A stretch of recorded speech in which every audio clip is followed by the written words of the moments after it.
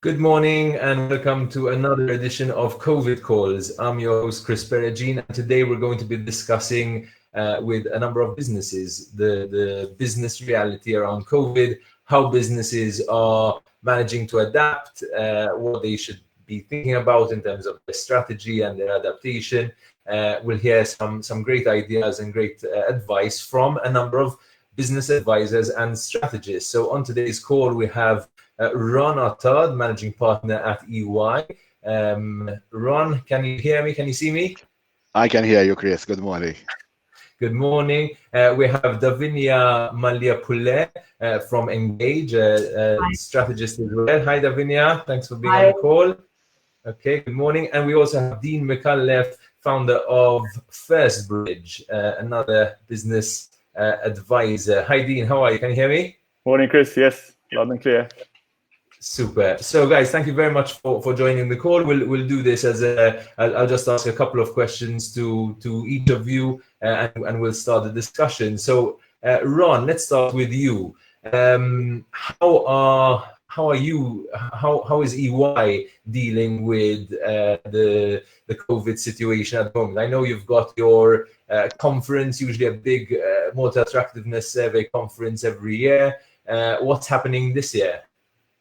Sure. So overall, from a business point of view, I think we were one of the first to go entirely remote. So at the office, probably we kept the office open, 3 or 4 people going in, and that's the way it is right now. So we managed to convert everything remotely. Client meetings are happening, so people connect either through Teams or Zoom or other technology, and it's working. There's many more meetings, to be honest. So we try to connect much more than we used to before in terms of daily catch-ups, weekly catch-ups. So a lot of catch-ups. You also mentioned our conference. I mean, we're adapting to the new reality. Still happening in October, but will be happening virtually. I mean, from a health point of view, I can't see us basically having 1,000 people in a location. And October seems to be too close to plan. And we're taking the opportunity to basically doing it all remotely with a big virtual event. The big thing is now our audience and our speakers can be international from wherever. And basically sort of there's a lot of agility there and a lot of flexibility. Yeah, that's interesting. So you're seeing the opportunity in this restriction, so to speak, right? Something that probably you hadn't really considered before. Now you're forced to consider, and you're finding the silver lining. We'll talk a bit more about that in a second. Davinia, from your end, you're a business strategist, an advisor to a number of clients. What has been the biggest change that you've seen over the past few months? I think the biggest change has been that businesses have had to react maybe quicker than they would normally need to react. Obviously, this hit us very quickly, and it was a kind of a surprise to everyone. There wasn't a warning or anything, so the reaction time was key to businesses. So obviously, those businesses that did react quickly and maybe pivoted their business offering or pivoted their communication, obviously have enough data now to see what's working and what isn't. So I think that has been something, as Ron said, obviously they are still offering what they normally offer, but obviously they have pivoted the way that they offer it. So, Dean, from your end, you obviously have a lot of clients who come to you for financial advice, for business strategy advice. How do you give advice in a climate where you don't really know what's gonna happen, right? As in, so many of them are coming to you for your risk analysis, for example, and you don't know whether we're going to be opening up in 3 weeks or several months or whatever. So how do you go about giving advice to clients? Yeah, I mean, I think one of the biggest issues we had from day one is the lack of visibility. How long is it going to last, and what's the impact now, short, medium, long term? What we try to do immediately is obviously try and calm our clients as much as possible and give advice as to what they should be doing in the immediate. So literally in that short term, giving them peace of mind that the data they have available will give them some kind of visibility as to how big their war chest is, this cliche war chest, and how far they can take it before they need to start reacting. What was quite positive was the fact that they felt comfort, that they knew their situation quite well. Our approach has always been quite an educative one. So basically, we don't just pull out their figures and try to figure things out on our own. It's always been a collaborative approach. So the advisory approach has always helped us to kind of help clients understand their numbers better. So they seemed quite prepared from that point of view. From the point of view of technology, being quite a young firm, we started off adopting technology straight from the start. I mean, we're into our fourth, maybe fifth year now. Let's say we're going into our fifth year. And so we always had that approach to ensure that we had that flexibility. The modern workforce was much more flexible already before COVID-19 hit. And we needed to adapt to a situation where we can cater for the disruption caused by the employment market. Let's put it that way. So the focus on fixing that issue helped us equip our businesses quite well for a situation where there is a lot more flexibility. When we sort of dealt with that first 4 weeks, I would say, where there was that kind of calming down of the panic, we started looking at the medium long term, and we kind of used COVID-19 as the reason to accelerate plans that they probably already had in mind. So yes, I mean, we've always thought about being paperless. We've always thought about digitizing a lot of our functions, going cloud when it comes to our accountancy platforms. And this kind of accelerated that. So before it was, okay, we're figuring it out, we're doing it. But now it's like, let's get it done.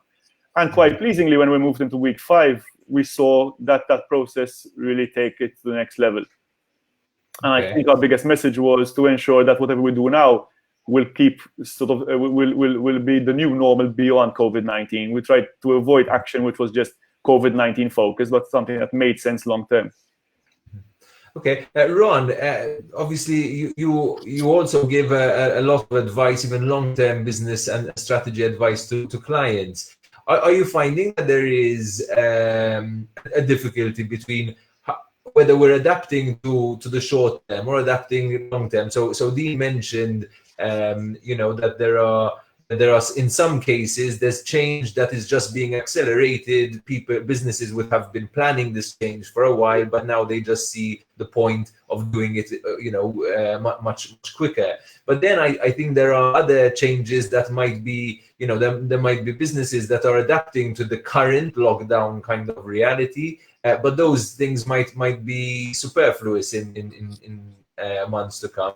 How do you balance these realities when it comes to discussing with clients? Yeah. First of all, I mean, different businesses operate in different sectors. So the extent of the challenge depends, I guess, on the sector in which you're operating. So if you're in the tourism sector, if you're in the mobility type of sector, I think there are immediate challenges which people need to be realistic about.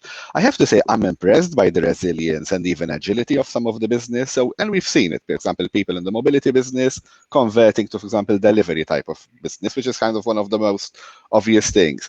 But I've seen even people change immediately, for example, to supplying type of participate in the kind of health support effort, in the kind of businesses going online. I think we've seen a lot of businesses in Malta very quickly, perhaps a bit too quickly, converting the model from kind of physical type of location to basically a mobile. And we've seen improvement, I think, over the last few weeks, even in the purchases we make. A lot of businesses, and I mean, it's very satisfying as a Maltese person seeing businesses which were only for whom online was a small percentage of the business, converting to 80%, 90% online, which is not a mean achievement. I also think some people are thinking about the longer term opportunities too. I mean, we always suffered kind of being Maltese from an insularity in the sense that we are an island. So we always believed that for people to do business in Malta or from Malta, you had to travel, sometimes 2 flights. So there's always kind of this feeling. I think now you kind of start sensing that people can do business from Malta or through a Maltese business from whenever. And I think that might be kind of a medium term of a challenge. So I would say, despite all the challenges, despite all the difficulties which people are facing difficulties, let's face it, and will continue facing difficulties over the next few months.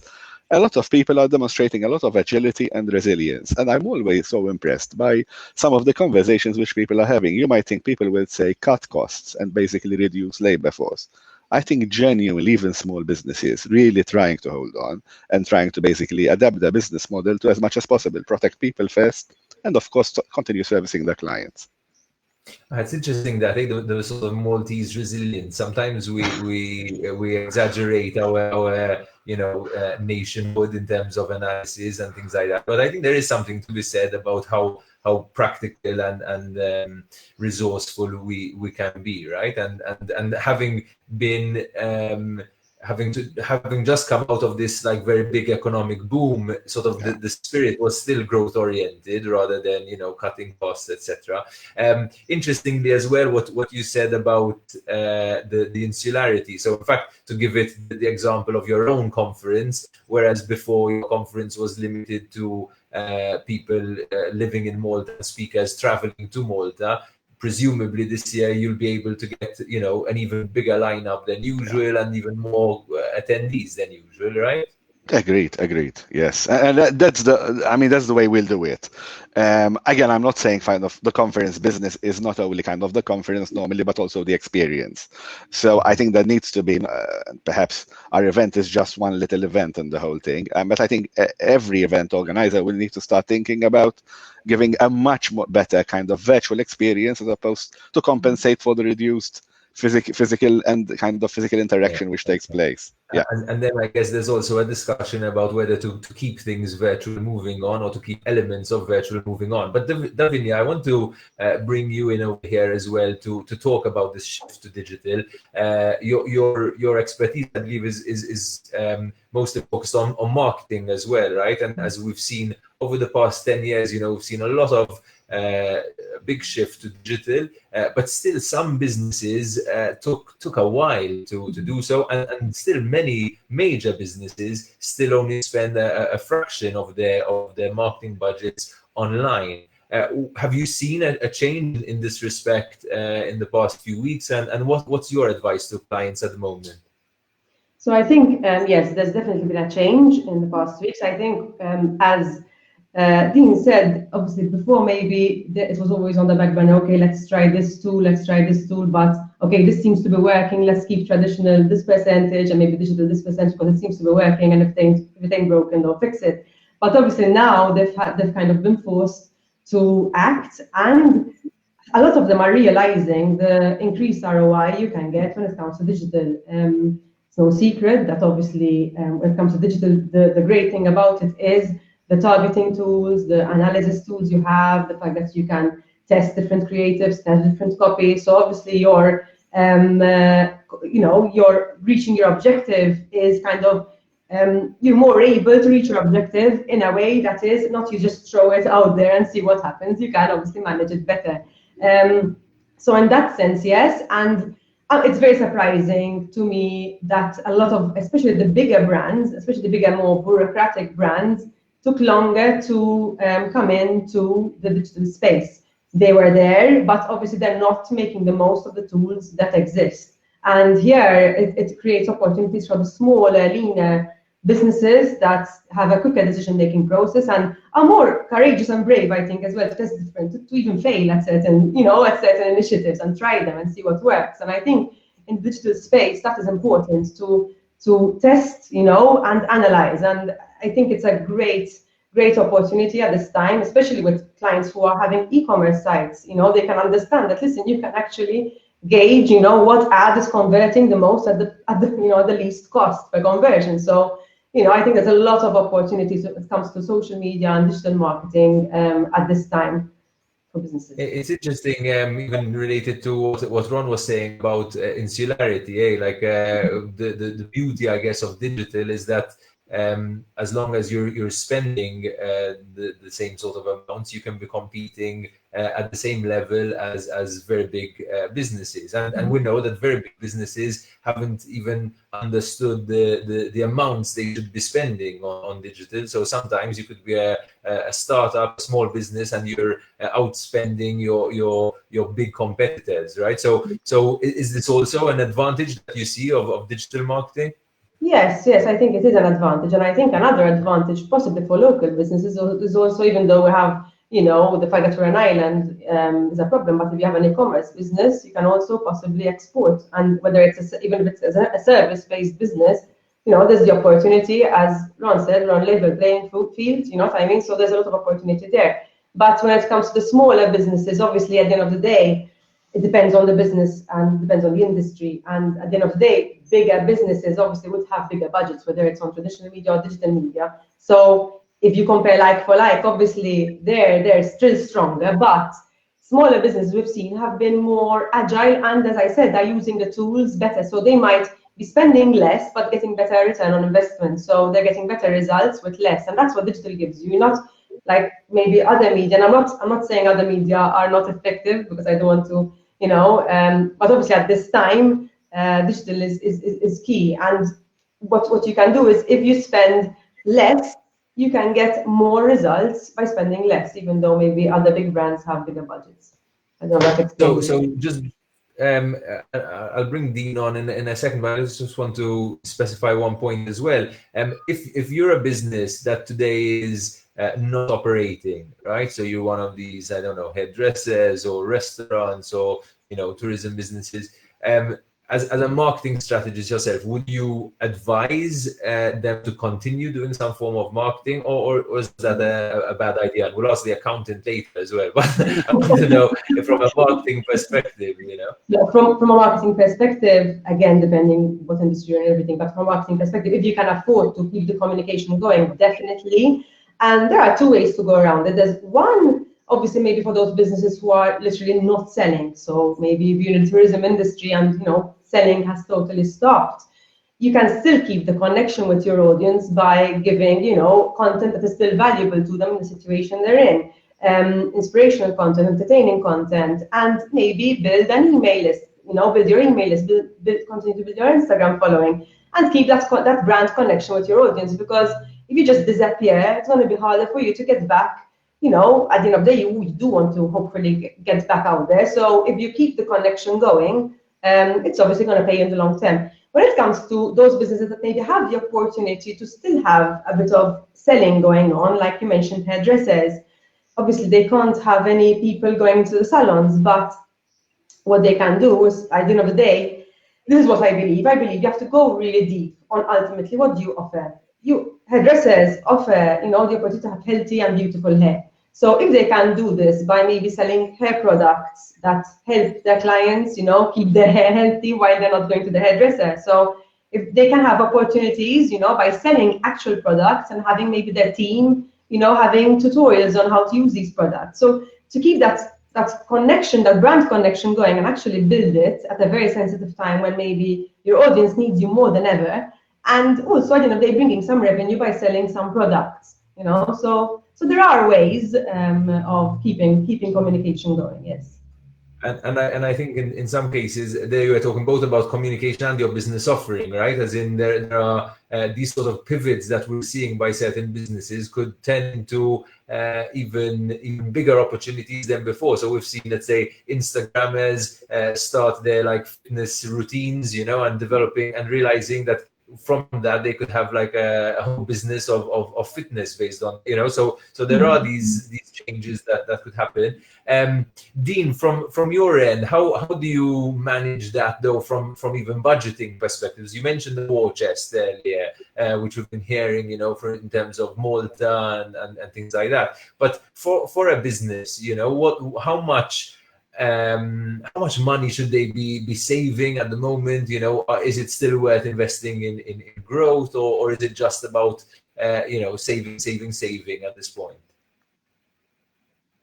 I think Dean is stuck.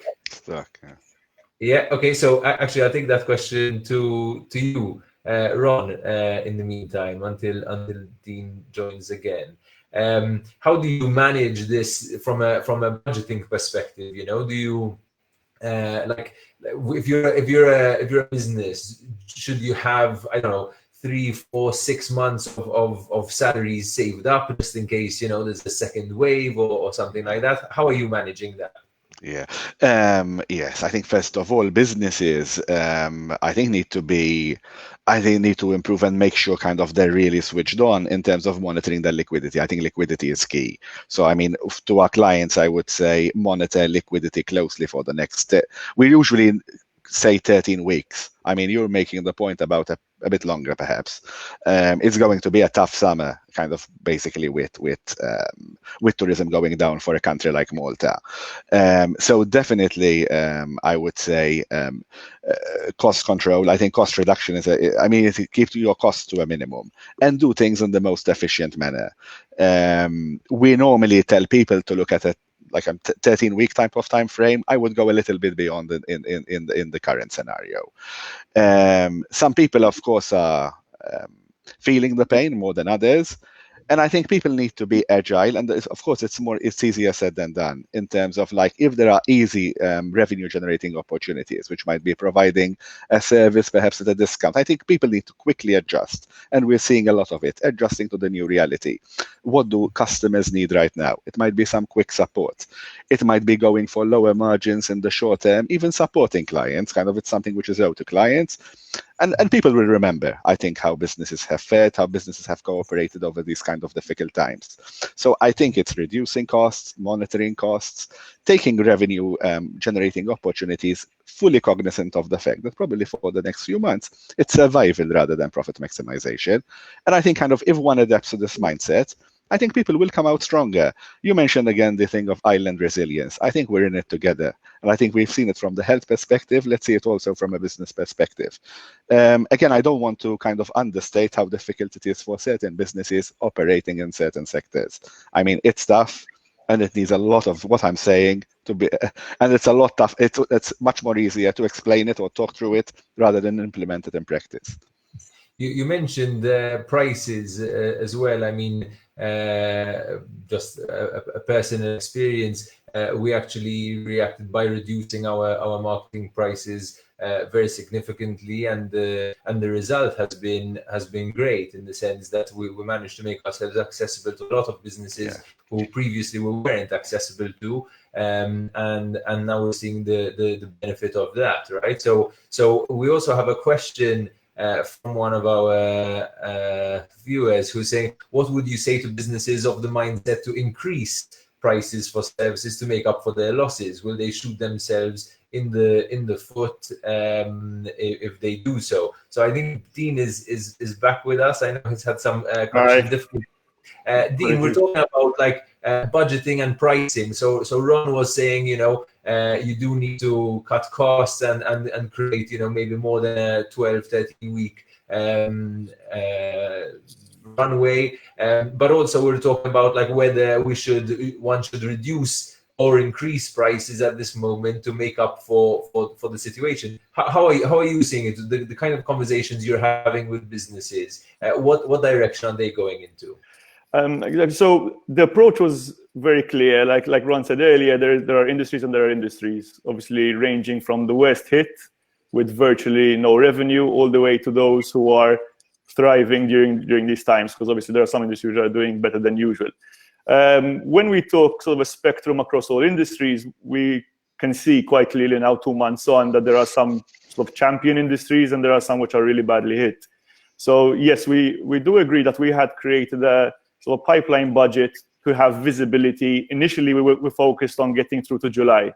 That was important to just give them visibility to see if there's any reaction needed quickly to ensure that they have the longevity and the sticking power to go the long term.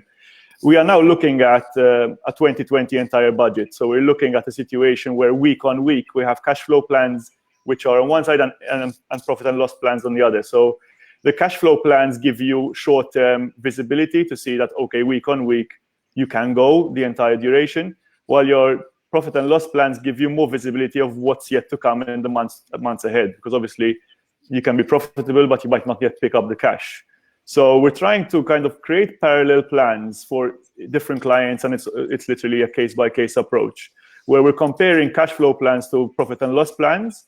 If there are immediate issues, they will come up in the cash flow plan. So, for example, this week we plan to collect X amount based on a business already generated and already invoiced, and we didn't manage. So that obviously creates reactions that need to be happening now. If the cash flow plans are in line with what the actual cash flow picked up is in line with the plans, then we look more towards the profit and losses. And profit and losses will indicate, look, business is slowing down. My clients are now in that sort of worst hit kind of area.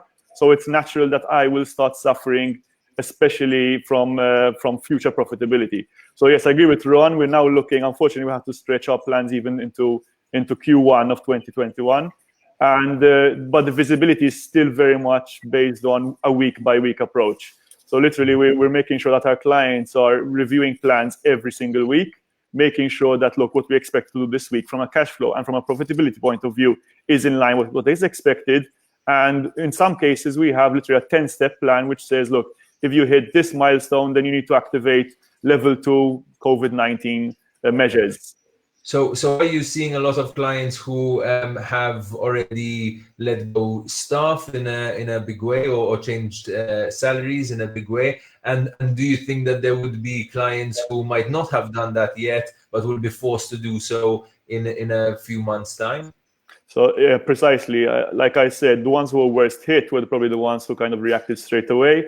They understood what the government was offering, and then in line they said, look, this is not going to cut it, so we basically need to start doing some reaction. I think the most common package was the 4-day, 3-day week. I think, like Ron was saying earlier, there is a focus and a commitment to protecting employment, because most of these have long-term relationship with their employees. There's always the mix of the issues related to who's pulling their weight and who isn't, but generally, I think the 4-day and the 3-day week were deployed by quite a few companies, especially in the worst hit. The ones who weren't as badly hit were obviously keeping an eye on their clients who were worst hit. So obviously, then there is the indirect effect, the ripple effect. Yes, unfortunately, we did see some companies let go of their employees because, again, if you're literally working with zero revenue, there's not enough support that can really support the entire staff complement. So we did see it. And are you also seeing a problem of clients not paying up for business that they owed? Yes, we have seen clients who have gone out there and negotiated better rates in return for quicker cash. So, for example, they're looking at, look, you owe me X. I'm willing to take X minus 20% if you pay me in the next week or so. And those have tried to do that to ensure that they fill up their reserves. But again, when we usually give advice, we're looking at it quite long term. There will be a bounce back. There's no doubt about it. And when that bounce back does come, we need to learn from this experience and take forward anything that we've deployed now in the future. So cash flow management has been an issue in the country for a while. Credit has been stretched to such a great extent that our companies have been working for very tight margins with very extensive financing. So this has been an issue which I think one of the positive things we'll see is that we'll see better working capital management and better cash flow management. So I'm hoping this will outlive the COVID-19 situation and teach us a bit better. So you're talking about, I don't know, like in our business, taking deposits or taking money up front for a service. That could be something that becomes more of a common practice, you're saying? Yes, exactly. There are a few sort of like magic numbers which seem to be throughout the whole economy and all the different industries. The amount of credit you give, the amount of margin that is made from wholesaler to consumer. These numbers have been static for a while. And then it's no surprise that when you come to having sort of 1, 2, 3 months of relatively low revenue, those margins were going to cut it, coupled with having extensive credit stuck in your inventory or in your debtors list. It's no doubt that it's no surprise that some companies suffered quicker than others. Okay, Davinia, we mentioned employment earlier. That we've had companies that have had to reduce their staff complement, companies that have had to reduce to certain 3-day or 4-day weeks. From an employer branding point of view, there are companies that have invested huge amounts of money in their employment branding, really trying to position themselves as the best employers possible. And then, 1 week into a crisis, they impose a salary reduction, or they get rid of a lot of members of staff. How does that reflect on the company? Is it just, these are the realities, people will accept it, or will those companies suffer long term for it?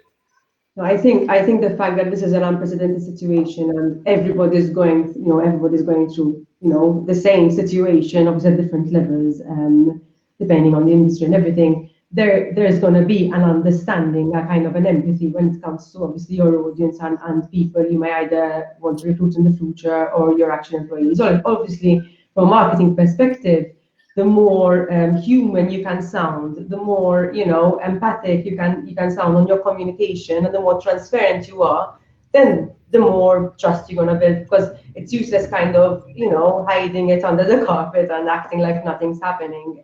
But then again, obviously the way you communicate it is key, because you don't want to communicate in a way that's going to cause backlash. So it's a very, very, very delicate thing to obviously communicate. But because the situation is what it is, no, it's not going to necessarily impact you negatively, because at the end of the day, you are trying to survive, and as long as it's done well, obviously there are also the government measures. So as long as it's done in a delicate way, then no, I don't see that happening. Ron, your attractiveness survey has always sort of questioned, how Malta should change in the future, right? So a bit more of an emphasis on digital and on a lot of industries that maybe a few years ago hadn't really spoken much about. If we were to look now towards the future, what do you think will be some of the elements? I mean, Dean mentioned cash flow and the management of cash flow that will make our businesses more competitive. What other changes do you hope to see in the long term that Malta will retain? Mm-hmm. Yeah, I mean, again, without trying to dilute the fact, it's a very challenging time for a lot of businesses. I think there are some lessons to be learned. I saw one of the comments on coming on the screen in terms of cash. Malta depends on cash. Is this an opportunity to basically have better cash management practices, convert more to cashless type of society? Even, for example, although not everyone, it's unrealistic to expect everyone to kind of align to an online type of servicing. Perhaps businesses can develop. We can see businesses basically develop their model for basically the bulk of their consumers online, and a tailored offering for people who still want a kind of in-store type of experience. What else? Perhaps, I mean, we've relied very heavily on kind of property being very important, and again, nothing wrong as a sector.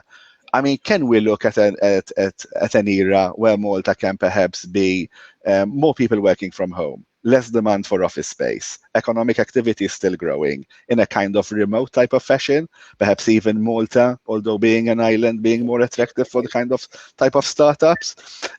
So in a way, we've also seen a reduction in traffic. I mean, hopefully we don't go back to kind of the traffic levels which we had 3 or 4 months ago. Can we learn from this experience so people perhaps work more from home? In fact, to be honest, one question I have before all this is, do we need all the office space we have now, which might work better for working mothers? I mean, I see from our own working mothers trying to cope with their kids at home now, and also kind of their business needs. When children go back to school, which I think is a very important question, and I think children need a kind of in-school experience, I mean, our working mothers will be much more agile now. I mean, they've managed to cope over the last weeks in terms of their business needs and their home needs. And of course, even working parents, let's put it this way. Moving forward, isn't this an opportunity? So I see opportunities in terms of being more efficient cash management practices, which feed into kind of more efficient tax collection type of practices, and perhaps a more agile Malta with less traffic, less pollution. And again, perhaps I'm trying to be too optimistic in the current scenario, but no. But it's interesting. It's interesting because, in fact, your survey often pinpointed these issues as weaknesses in Malta's attractiveness, right? So, for example, the pressures on our infrastructure, the traffic pollution, things like that, which could so these elements, if they are attained, could help address some of those points. But as a business owner yourself, with hundreds of employees yourself, do you see yourself retaining this remote working culture beyond working parents? We definitely will more of a remote working culture. Yes, is the answer short term. Do we want an office experience? Yes. I mean, to be fair, after 9 weeks, 10 weeks now of remote working, I think some people miss the interaction. Would I expect it to be kind of continuous 100% of our staff? No. I think probably what we'll see, and I'm just guessing here, It might be a 30% in the office, 70% working from home or remotely. But I think it's those type of percentages, perhaps more people working from home rather than in the office. I think what we all miss is this kind of physical interaction. I mean, we are already planning for some kind of, how shall I say, phased going back into the office. It will probably be with social distancing, with booking through an app, your place in the office. But yeah, moving forward, I definitely do see it as much more remote working. This is really interesting as well, because we don't have much advice from the authorities in terms of whether we should be working from home or not. I mean, there's always been in general, yes, you should try and social distance as much as possible, but there's no regulation around it. If we wanted to, we would all be back in the offices. But nowadays it becomes a bit difficult to justify having to work from the office. In fact, I imagine business owners are gonna be faced with a situation where at some point they're gonna have to force their employees to come back to the office, because they might just be saying, "Why? I'm enjoying this. I'm enjoying doing my laundry while being at work." So we're coming to the end of this program. So I just want to get like a few last reflections from each of you in this spirit, the positive side of things. We hear lots about the negative side of things, but like your one takeaway for any business owner or significant person watching us today, what is the main thing that they should be orienting themselves towards in the next few weeks? We'll start with you, Davinia. I think from a marketing perspective, trying to keep the communication going, depending on the industry you're in. I mean, if you're obviously in the food delivery service industry, then it's obvious you're selling and all that. But even if you're not in an industry where maybe businesses, there's such a demand, I think keeping the communication going, I think, is key to having a long-term success. I think that is one thing that I know it's hard in the sense that because we're in our heads and it comes to business, businesses, you're in your head, but putting yourself in your customers' shoes, who obviously still can benefit from hearing from you in a valuable way. Super. From you, Dean. Well, I mean, pre-COVID, most industries or most businesses were traveling at hundreds of miles per hour, and I think there was obviously the negative timing because we were at a peak. Most businesses were at a peak, but maybe we should be using this time to really rethink all that growth that we went through and proper building the foundations once again to ensure that we can cater for proper growth moving forward. So I really feel that this is an extremely valid, inverted commas, educational experience for most business professionals. Let's just take this downtime to really use the focus time to learn what we can and implement strategies for the long term that will make us much more resilient for what we may face in the future. Let's not waste this downtime. I mean, do what we can to keep going, to keep moving, but at the same time, make sure that the proper thinking time that we should be using right now is deployed properly across the entire organization. Super. Thank you very much, Ron. Let's close with you. What should the main agenda of businesses be right now? I think some great comments from both Davinia and Dean, and I'll carry on the same thing. I think one is transparency with employees and communications. People going through difficult times. Employees generally understand, are in it with you. I'd also say your survival is dependent on your customer survival. So I think this definitely no type of abuse type of strategies. You need your customers to survive, and you want them not only kind of from a empathy type of view, but also from a commercial view. Take an opportunity to reskill your employees. Skills will change. So as the business models change, some skills will become redundant, other will become less needed. So let's not waste this time and think about the medium term. It's easily to be kind of take it kind of there's a crisis, it's bad, it will continue, but there will be, and there is a silver lining out of this. Let's take the opportunity to basically plan for the future in a better Malta. And there's an opportunity, like we said before, to work in a much, much better Malta when we hopefully all come out of this. Thank you very much, all of you, for being with us today. We're going to wrap up the program now. So that was COVID calls featuring a number of business and marketing strategists. So we had Ron Attard from EY, we had Dean Micallef from FirstBridge, and we had Davinia Mallia Pule from Ngage. And we discussed a number of points that I think were useful to businesses, how much of a runway you should keep, whether you should continue your marketing messaging, where you should be spending your marketing budgets, and how and what kind of practices will we retain in a post-COVID world. I think it was really interesting to see whether we're going to actually continue this remote working reality or start to go back to offices, and if so, how. So that was us today. Tomorrow we'll have another interesting business-related COVID calls. We'll be speaking to Go about all the changes that they've done themselves, and also some new products that will be launched. So thanks again for watching, and we'll catch you again tomorrow.